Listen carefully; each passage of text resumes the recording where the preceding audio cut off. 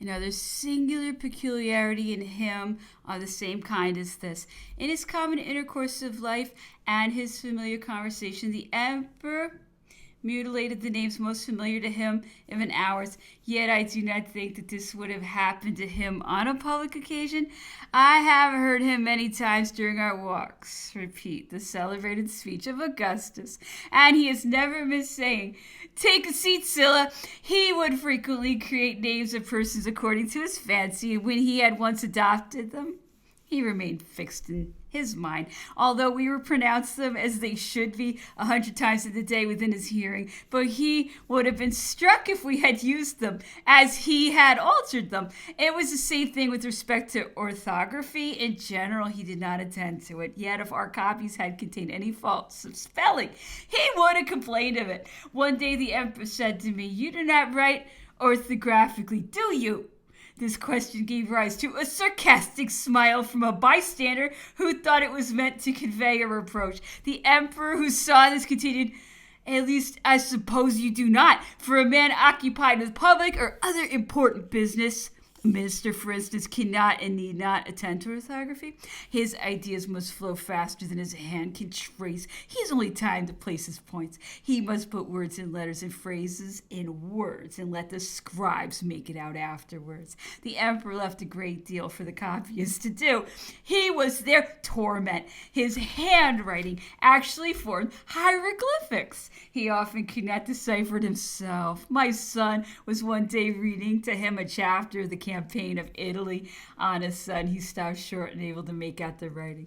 "The little blockhead," said the emperor, "cannot read his own handwriting." "It is not mine, sire." "And whose then?" "Your Majesty's." "How so, you little rogue? Do you mean to insult me?" The emperor took the manuscript, tried a long while to read it, and at last threw it down, saying, "He is right. I cannot tell myself what is written." He has often sent the copyists to me to try to read to them what he had himself been unable to decipher.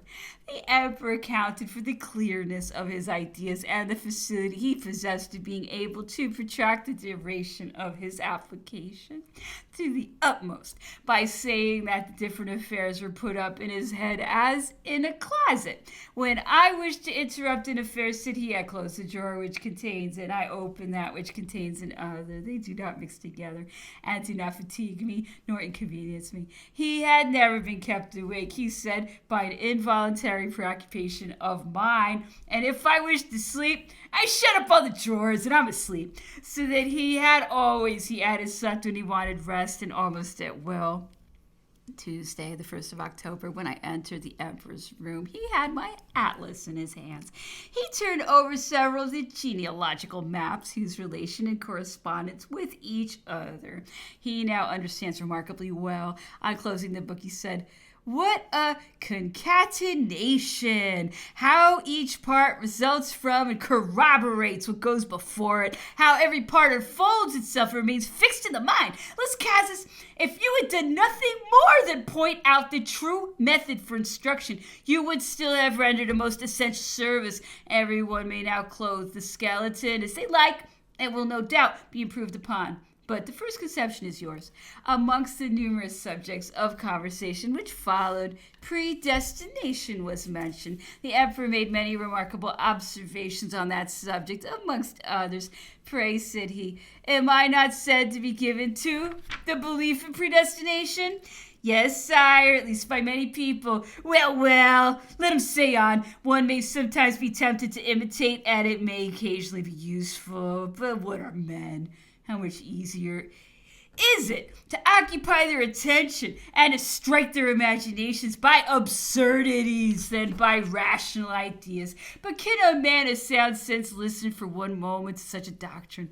Either predestination admits the existence of free will, or it rejects it. If it admits it, what kind of predetermined result can that be which a simple determination, a stop, a word may alter, or modify ad infinitum. If predestination, on the contrary, rejects the existence of free will, it is quite another question. In that case, a child need only be thrown into its cradle as soon as it's born.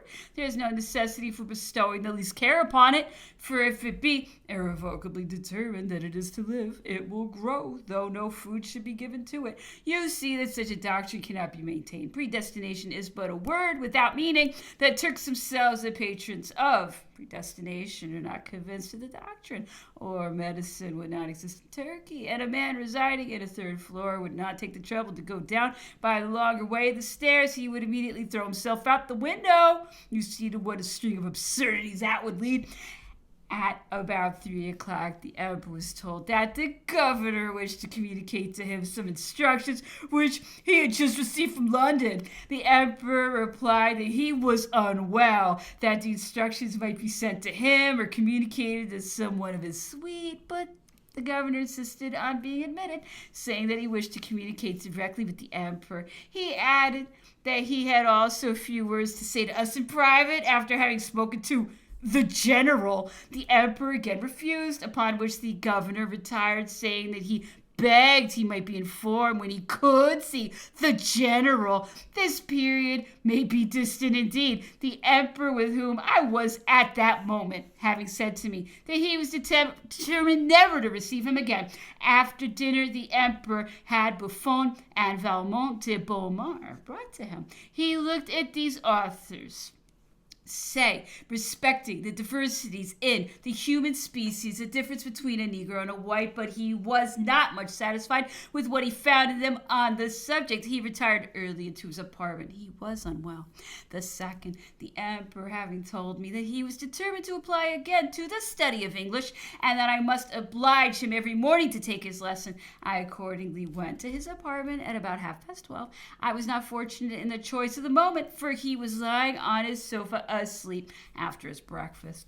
I must have vexed him, and he was very much vexed myself. However, he would not let me go away, and read a little English for about half an hour. He was not very well. He dressed, having told him that we were ready with what he had given us to do. He at first proposed to go to work on the chapters of the campaign of Italy, but he afterwards altered his mind and was busied the whole day on something else. At about 5 o'clock, he attempted to walk out, but found the weather too cold. After dinner, he tried to read, but in vain. He could not go on. He felt tired, sleepy, indisposed, and withdrew almost immediately. The third, after breakfast, the emperor took 2 or 3 turns in the garden. We were all with him. He spoke of the communications which the governor had to make to us, and took a review of the different conjectures, some good, some bad, which each of us formed on this subject. The weather was tolerable.